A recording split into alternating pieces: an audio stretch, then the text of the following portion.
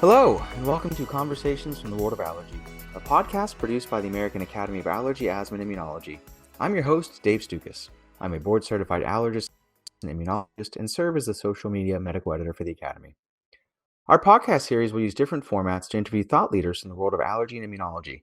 This podcast is not intended to provide any individual medical advice to our listeners. We do hope that our conversations provide evidence-based information. Any questions pertaining to one's own health should always be discussed with their personal physician. The Find an Allergist search engine on the Academy website is a useful tool to locate a listing of board-certified allergists in your area. Finally, use of this audio program is subject to the American Academy of Allergy, Asthma, and Immunology Terms of Use Agreement, which you can find at www.aaai.org. Today's edition of our Conversations from the World of Allergy podcast series is targeted towards both healthcare professionals as well as the general public, and I think you're going to see why. We're going to have wonderful tips to help all of us get through the holiday season. Today's guest is Dr. Wada. Dr. Wada is a clinical assistant professor of medicine in the Division of Allergy and Immunology and Department of Otolaryngology at Wexner Medical Center at the Ohio State University College of Medicine in Columbus, Ohio. At her institution, Dr. Wada also serves as the Associate Program Director for the Allergy and Immunology Fellowship Training Program. Dr. Wada is involved in several American Academy of Allergy, Asthma, and Immunology committees and has a very strong interest in medical education. Dr. Wada, thank you so much for taking time to join us, and welcome to the podcast. Thanks so much for having me, Dr. Stukas. Yeah, I think this is going to be a great conversation filled with useful tips. I've heard you have this conversation numerous times, and you're an expert at it. So that's why I wanted to have you on to discuss and help all of us out. We've got a lot of ground to cover today. I thought I would just start by asking you to describe some of the more common chronic allergic conditions and how they impact patients on a day-to-day basis. So the common allergy conditions that I'm seeing day in and day out in the office are runny, stuffy noses, itchy, watery eyes, asthma, so trouble breathing, food allergies, and increasingly other digestive issues related to foods that may or may not involve our immune system at all. Chronic hives, something that I commonly see people struggle with. And I think those are the high points. So basically the upper and lower respiratory tract, the Yes. skin, and the gut. Yes. All of the ways that our body interfaces with the outside world. That's a lot. And there's a lot of people that suffer from these chronic conditions. Mhm. So for those who have symptoms or different allergic conditions, can you describe the difference between maintenance regimens and how they differ from more of like an acute treatment plan? And why is it important for people with these various allergic conditions and asthma to have both of these in place? So when we think about allergic conditions, they are all characterized by typically too much chronic inflammation. And when we think about, how there's too much of this going on, we want to turn down the volume. And we need to do that on a regular basis. That's our maintenance, our everyday habits that can be really helpful for our health. And then, sometimes we have a viral infection, we get thrown off of our routine, just bad luck, and we have a flare up or, a real increase in those symptoms. Really bad congestion with a cold, asthma exacerbation, related to pollen season, or our eczema flares up, for whatever reason as well. And then we need something to really, in that moment, help put the fire out. And so that is our flare care routine. How do you describe this to the patients that you see? Because that's the hard part, right? You live with this Mm. every single day. So do you use certain phrases? Or do you call it like preventative therapy, or tell us a little bit more? Yeah, so I love and am fascinated, especially the last few years, about behavioral science, learning how our brains work and how we can help ourselves, in part because habits are those things we do every day without much conscious input. And so I really talk a lot about our maintenance therapies as needing to just become part of the habits that we do day in and day out. I know that every morning I am going to go over to the coffee maker area because I want my coffee. And that's where I have my daily medications because I know I'm there. I'm able to put that together. So that's how I frame kind of our maintenance medication conversation.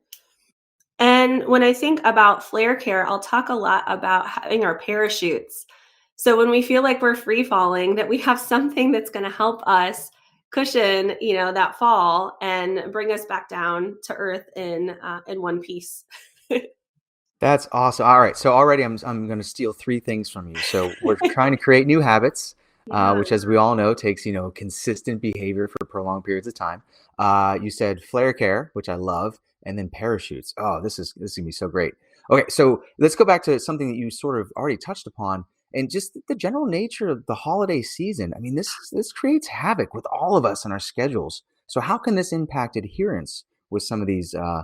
These new habits that we're trying to create, or the daily medications or treatment plans. Yeah, so it's really hard. And what I've noticed in my own behavior over the years is when we travel or we, have some sort of change in our everyday routine, which the holidays is notorious for. We have different parties and social gatherings, travel, time off of work, which is all wonderful. But it takes us out of our typical routines. And it's really easy then to fall out of those habits that are helpful.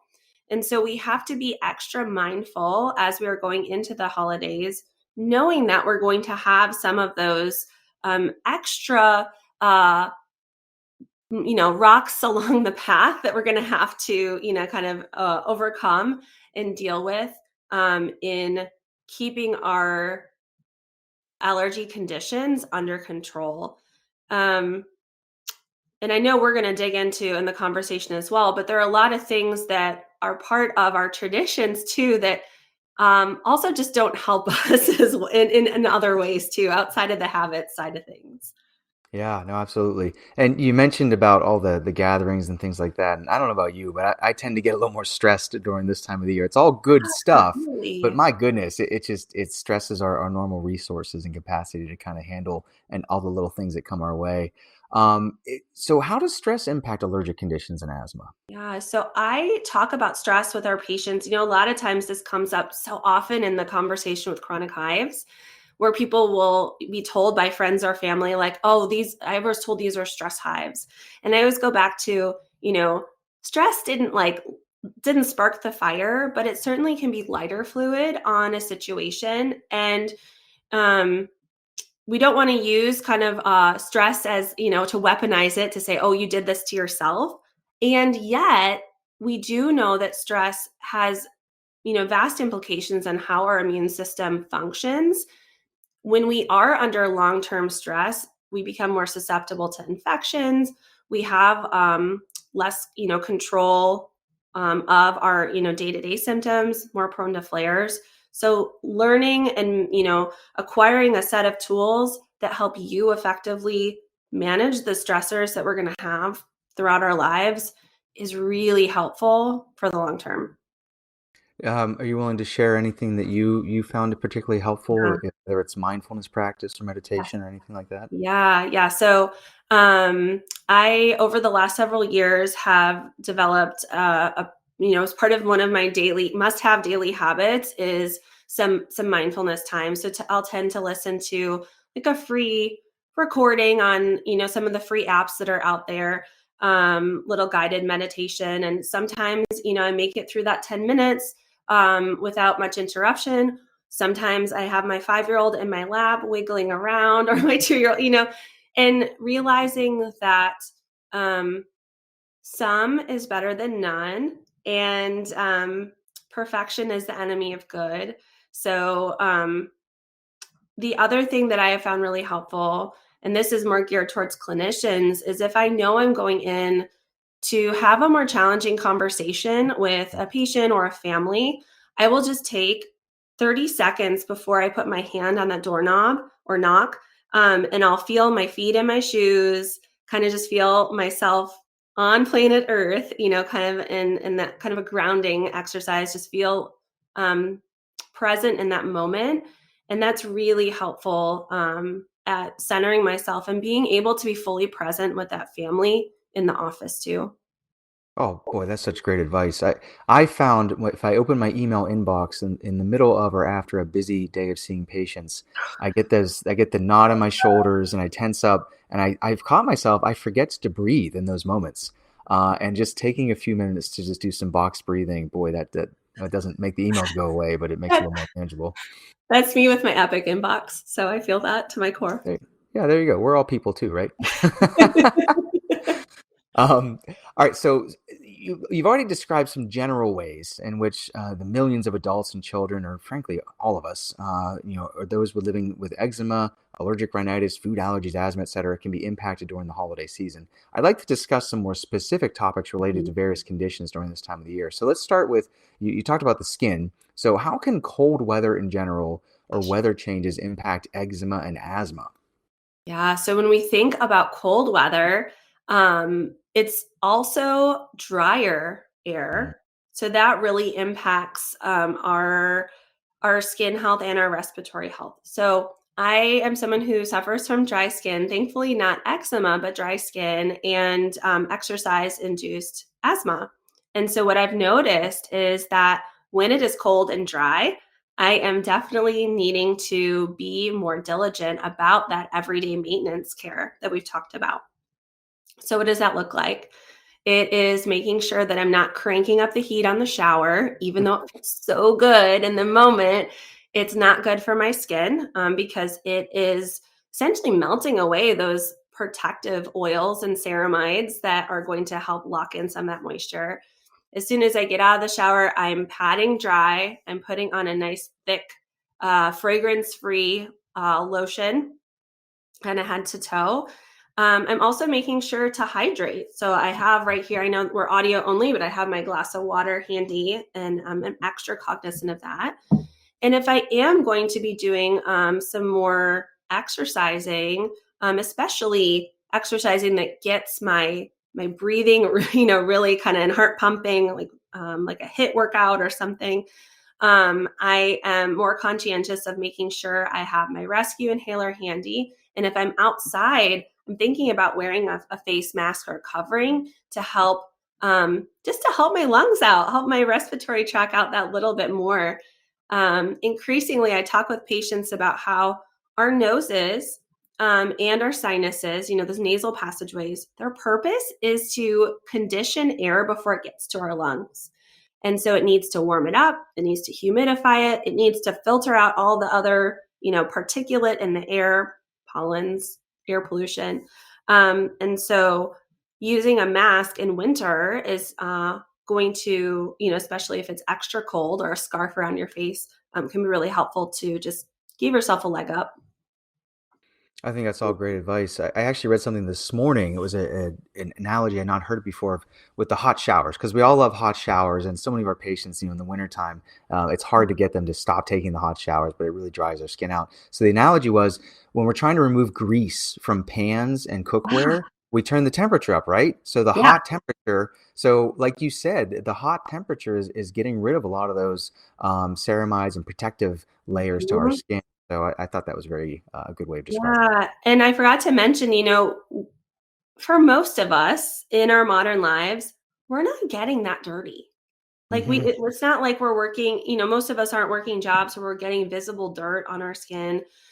Rinse off for most of our body is plenty. And we can use, a body bar or kind of a moisturizing type soap, just in those areas that get sweaty and smelly, um, and visibly dirty. Yeah, well, I'm not gonna tell my teenage son that you said that because his showers are short enough already, but, excellent, excellent advice. Things to look forward to in our house. Oh my gosh. All right, so the holiday season is associated with so many great smells. I mean, I think we all have fond memories and we have our favorites. There's spices, and for me, it's peppermints and scented candles and other types of aerosols that people put in their homes to celebrate the season. And although many of these really smell good to some people, can they actually pose a hazard to those with, say, allergic rhinitis, chronic sinusitis, or asthma? Absolutely. So when we think about, some of these smells, one thing I think is always important to remember, if you see fragrance listed as an ingredient on any type of product, soap, personal care, a candle, that is actually a mixture of dozens of different chemicals that have some physiologic, potential consequences. So we don't always know what is all in that. Fragrance as a catch-all term is one of the most common contact allergens, so it's a common trigger for eczema. It's irritating to our skin. It also can be irritating to our respiratory tract, especially if that respiratory tract is already inflamed because of allergies or non allergic inflammation. It's important to be mindful and, I think be conscientious, especially if you're having family members over. Can be, really thoughtful just to reach out and say, hey, I know you have some, asthma or no stuff, do fragrances bother you? And considering kind of turning those off, turning down the volume if you have family in town. Um, just be conscientious. Hmm. And what about essential oils or essential oil Yeah. diffusion? Truly Yeah, essential for those with asthma and allergies? they are not essential. Okay. They are still substances that have physiologic effects, and have the potential to be irritating to our respiratory tract, just like anything with fragrance as well. So it goes back to this idea that, natural makes us feel better, but in reality, natural doesn't mean safe, Mm. and doesn't mean safe for everyone. So I'd say proceed with caution. The other thing that is really important is that essential oils do pose a problem when it comes to safety of our pets and our kids. Like if they Mm. get, the wrong little hands or paws get a hold of them. I'll never forget. So we do have full disclosure, we do have a little bit in our house, and I'll never forget my now 5-year-old was probably 2 at the time. I had just kind of ordered something, had it out for a second on the table, and before I knew it, Josie had it in her hands, was opening the bottle, and it was Mm. like as quick as could be.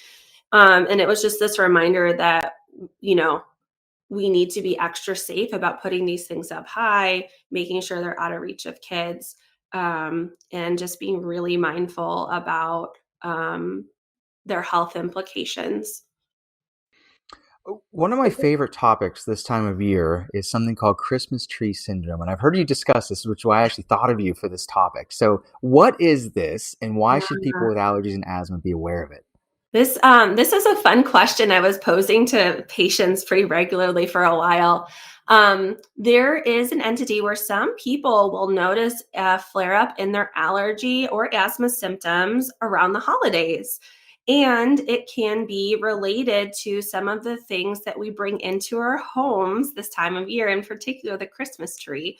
So, traditionally, when we think about Christmas tree syndrome, we are referring to the symptoms that are occurring due to the molds that are found on a live Christmas tree. So when you bring that tree home from the Christmas tree farm or the lot, it's been out in the cold, damp air. It's, traveled from wherever the Christmas tree farm was.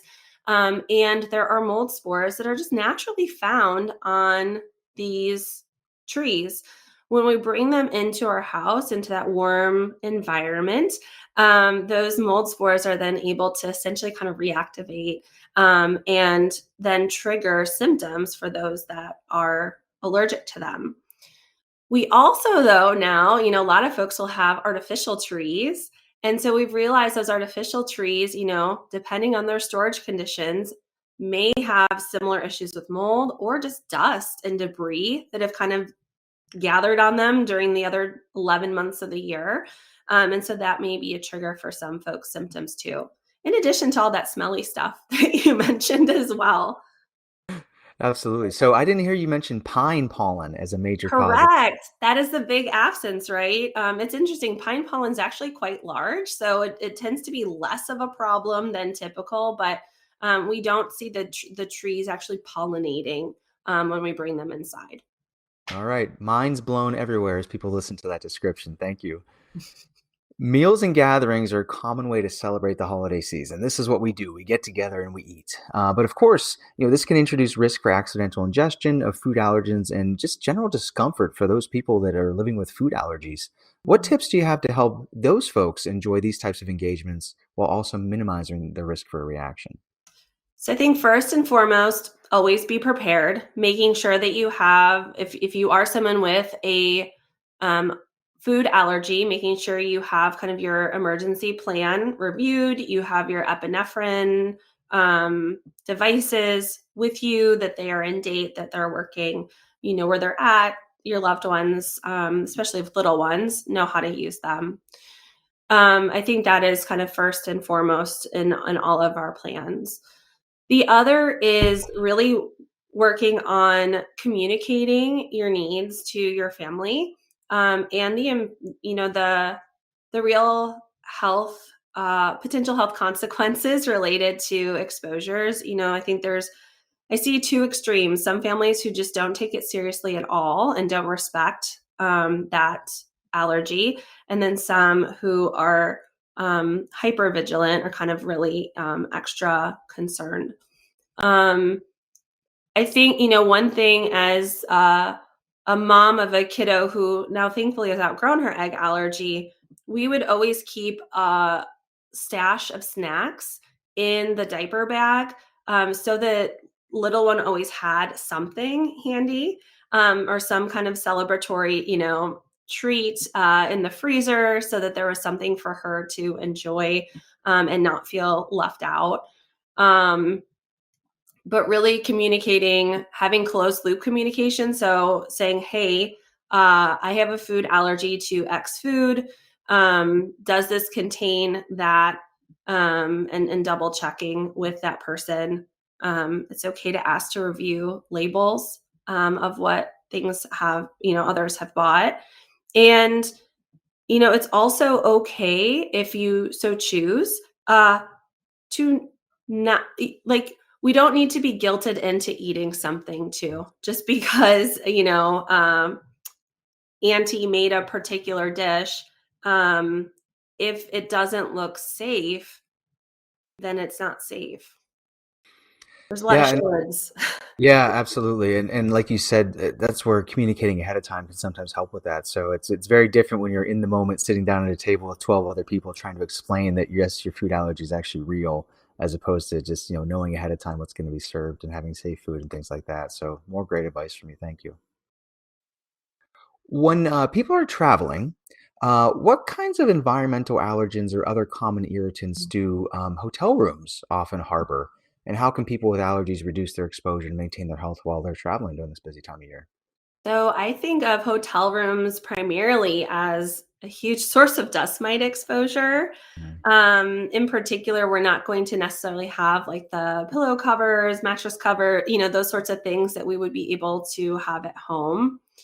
Good news is most hotels are pet free. So that, does help you maybe minimize some of that exposure that you might have problems with staying with family.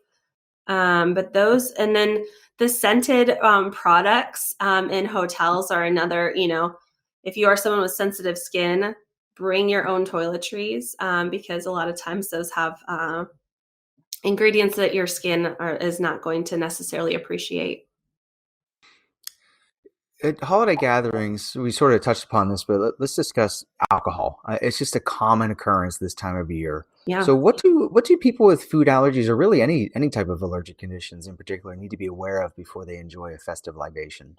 So, yes, it is that season. So, one thing to know is that certain cocktails are going to have food allergens as a main ingredient. Like, there are quite a few holiday based cocktails, for instance, that involve dairy or eggs.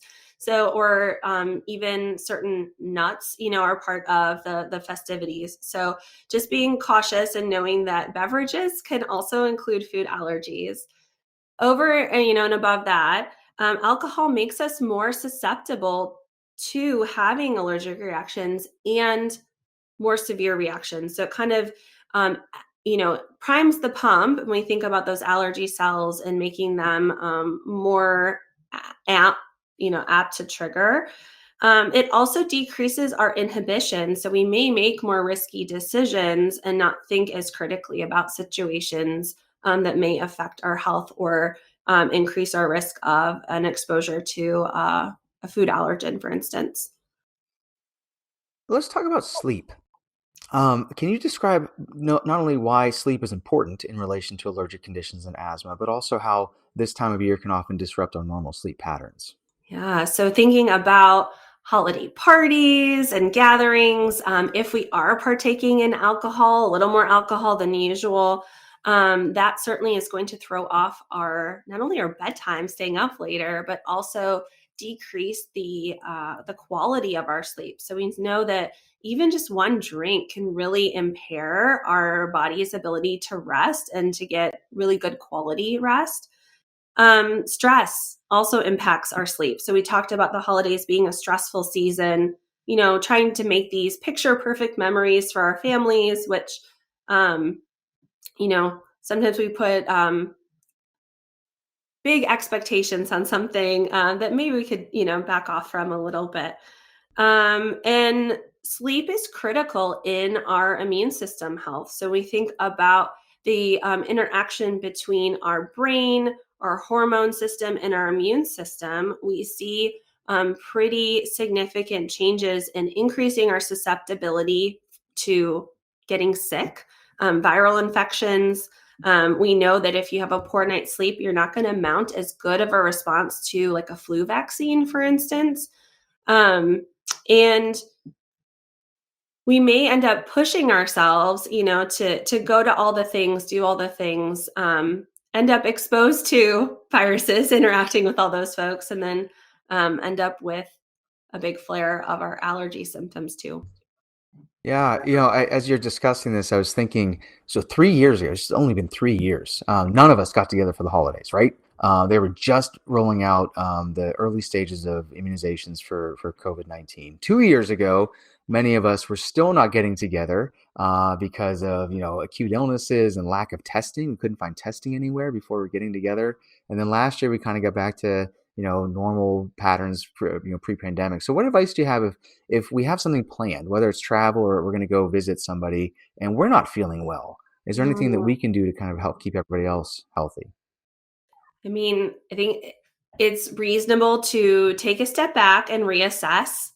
Should we go or not? I think that's the initial question. Is it worth going or not? Especially if you have people who are more susceptible to viral illnesses, in particular, elderly grandparents, great grandparents, those who have immune deficiencies. Can think about testing for COVID, especially if you are, headed to family and feeling stuffy or congested or just not well. And consider, masking and telling those that are more susceptible to mask. Washing hands with soap and water, hugely underrated. It's a really helpful way to cut down on infections. And if you do have to cancel, maybe it's postponing until folks are feeling better. Yeah, it's hard, right? Because we don't want to change our plans, but I've been thinking about this as a plan to go visit my soon-to-be 87-year-old father. If any of us are acutely ill, we're going to postpone. We're just going to wait and go back when everybody's feeling better. So it's Yeah. hard, but I think that's good advice. Now, you sort of touched upon this mostly in relation to like, you use the analogy of as clinicians, before as we're dealing with stress and things like that. But the holiday spirit can be a bit much for any of us. So, what are some other mindfulness practices or other tips for any of us when we're feeling overwhelmed this time of year, or anything that we can do to kind of recharge? So I think the one thing that I have been really leaning into this holiday season is gratitude. Mm. So taking a few minutes every day, we try to do this around the dinner table. With kiddos ranging from age 2 to 8, their interpretation of gratitude is a little different. Like, what made you happy today? But remembering all the things that are going okay or actually really well in life, I think is really helpful.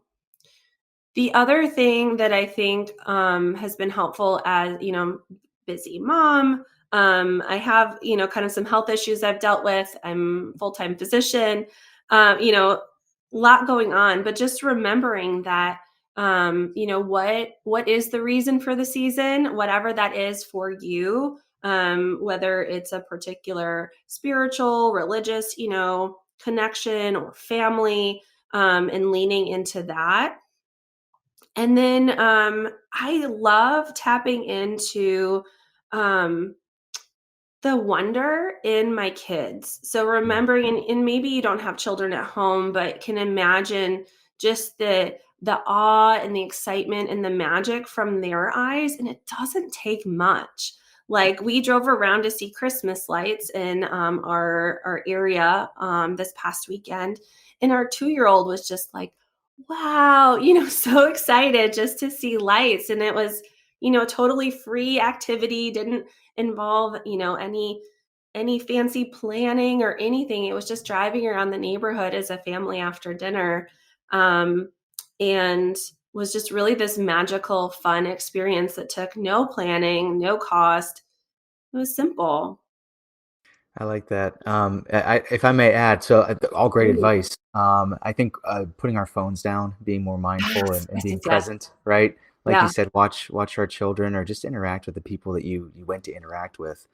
And one thing I started doing is I actually schedule downtime for myself. Don't tell my friends and family. So there's blocks on my calendar when I say, I'm sorry, I Mhm. can't get together at that point. I don't tell them why. I don't offer an excuse. It is what it is. I'm unavailable, and I'm unavailable for, that I need that downtime. Otherwise it's just go, go, go for several weeks on end.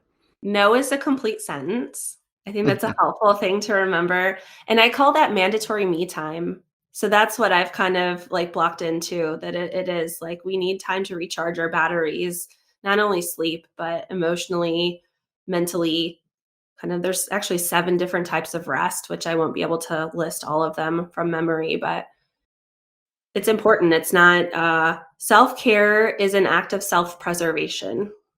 Yeah, and that's a perfect segue because you're really so good at providing this holistic approach, not only to yourself but also to your patients, and when it comes to diagnosis and management. Can you offer just some examples of how you like maybe proactively integrate this into your practice? Yeah, so I think a lot of it starts with just listening, Mm. listening to what the core issues are. Um, I like asking patients, as you're coming in, what is your goal? Like, how do you want to feel? Like, where do you want to be? And that, I think, helps frame the discussion. I also think I've realized in the last several years, what a disservice kind of we've done for in medicine for some time. And I think we've gotten a lot better in the last decade or so, but of just kind of like conceptualizing our head as separate from the body. Huh. Oral hygiene, mental health, like, it's like, oh, that's different insurance. It must be different, right? But that we are all, we're one,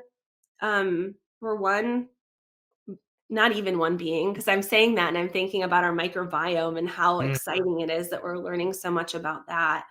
But really, I think understanding and seeing how powerful restructuring my own habits has been, in learning things like self compassion, and how I really need good sleep. Personally, like, I am someone who needs a little more than the average person, um, and um, nutrition, like, it makes a difference, and it moves the dial in our disease control, but more so, it moves the dial on how we see ourselves and value ourselves, and realize that, our health and well-being is really important, obviously to ourselves, but even more so to all of those that we interact around us too. Yeah, And simply just all great advice. Yeah, back when we used to have like written prescription pads, we could actually write out like a prescription for sleep or exercise, or the basic yeah, things. I Um, actually still have one. all right. I'm gonna have to Yeah, borrow. some of the folks over in lifestyle medicine, they have, like, a little prescription pad that has kind of the pillars: nutrition, sleep, mindfulness, kinda what you would expect, right? And kinda giving folks that extra help, and I love being a coach in the office, Mm. and kinda challenging. I'll sometimes put on, like, that life coach hat or that health coach hat and say, how can we workshop that? Some of that's what I learned from you in training, so Yeah, spoiler alert for our listeners. Dr. Wada trained at our fellowship program, so we've known each other for quite some time. mhm. All right, I always like this opportunity to get to know our guests a little more personally, or in this instance, to let our audience get to know you more personally. So, would it be okay if we wrapped up with some more rapid fire Let's questions? do it. I'll put my pageant crown on All during right, I the love it. interview. Okay, so first one, what do you enjoy most about being an allergist immunologist? I love getting to know other human beings and Mm. helping them achieve their health goals. I think that's the best part of this job. Is there one particular condition or type of cell that Hmm. you like more than others? Yeah, so I didn't have this on my bingo card when I went through training, but I really love helping those who aren't diagnosed yet, that they Mm. are realizing that their body is say like asking for help, telling through symptoms that stuff's going on. And they don't know what's going on. Maybe their labs have been normal and we're trying to sort out where their immune system's going awry. Yeah, that's great. Let's say for whatever reason you could no longer be an allergist and immunologist or even have a career in medicine. So let's shift gears. What else would you do if you had to choose a career at this point in your life? I would be hosting my own cooking show with Ooh. my daughter. This is our dream. My 8-year-old and I love cooking together, and she's come up with some name for the show that is escaping me right now. But I love being in the kitchen. I love playing around with recipes and trying to find different swaps, to change nutritional components or help for allergy reasons. And that's just my happy place. If I had to ask her to prepare a go-to meal for me, what would she go with? Oh, she just made a really excellent soup with our Thanksgiving, like, leftovers. So she chopped up the onions and the garlic and carrots and celery, mushrooms, um, potatoes, and made a really great turkey veggie soup. Oh, all right. That sounds delicious. Do you have any long-standing holiday traditions that you tend to look forward to every year? So I talked a little bit. We love driving around the neighborhood to look at Christmas lights as a family. Typically, we will swing through the local coffee or chain to pick up some hot cocoa that my kids inevitably will complain is too hot and spill all over the back seat. We also really love curling up on the couch and watching, some of the old holiday classics like Rudolph and Frosty, and those are my favorite memories. Yeah, that's great. So if you kids aside, so this is just for you, Dr. Wada, what is your favorite Christmas movie or holiday movie, I should say? Ooh, I really I like Love Actually. I am a Mhm. sucker for a rom-com. It's one that I love watching with my husband when the kids have gone to sleep. And I always love a little bit of British humor injected in too. So Yeah, I we rediscovered that a couple of years ago, I think while wrapping presents actually. My goodness, it sucks you in, doesn't it? yes, it's kind of delightful. It has its flaws that people will point out, but I'm okay. I'm here for all of it. Yeah, it's been often replicated but rarely reproduced, right? Mhm. All right, ready for this one? Heavy hitter, heavy question coming your way. Eggnog, yay or bah humbug? Bah humbug. For some reason, it's been one of those things that just I kinda get an ick. I try not to yuck someone else's yum, but that's one that I initially am like, "Ooh, no thanks."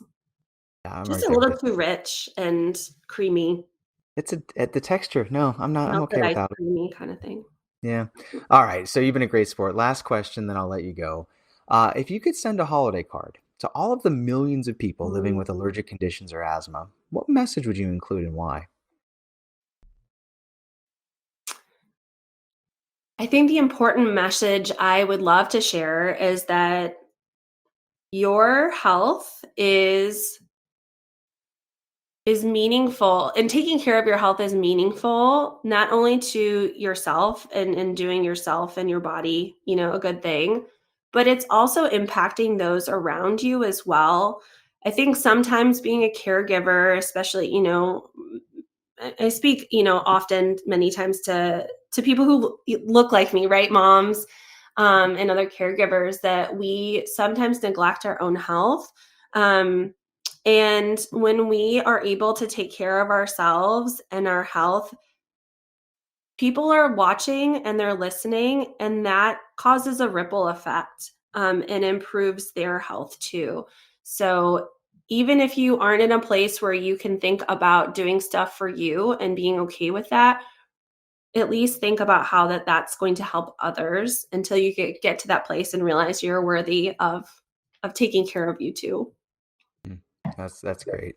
Dr. Wada, you provided amazing information today. Just, little tips and analogies, and I'm going to borrow a lot of those sayings from you if that's okay. And I'm sure this is going to be extremely helpful for all of our listeners. Did we miss anything? Is there anything else you'd like to add? Happy holidays. I mean, enjoy it. Take a moment just to like sit in the excitement in whatever way you celebrate, and realize, it's not about the fancy gifts or the perfect tree. It's really focus in on those human to human relationships. We're a social species. Lean into it. It's wonderful. What a great way to end. Thank you so much for joining us. Thanks, Dr. Sukas.